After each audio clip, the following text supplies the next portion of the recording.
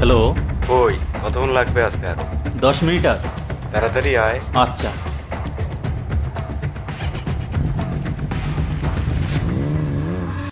আরে 100 টাকা নকল নাকি?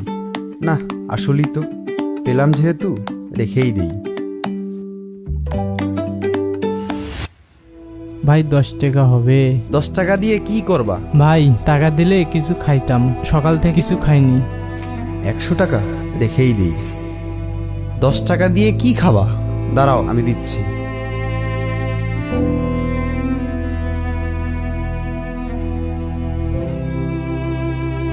ভাই 100 টাকা দিলেন, আল্লাহ আপনার ভালো করুক।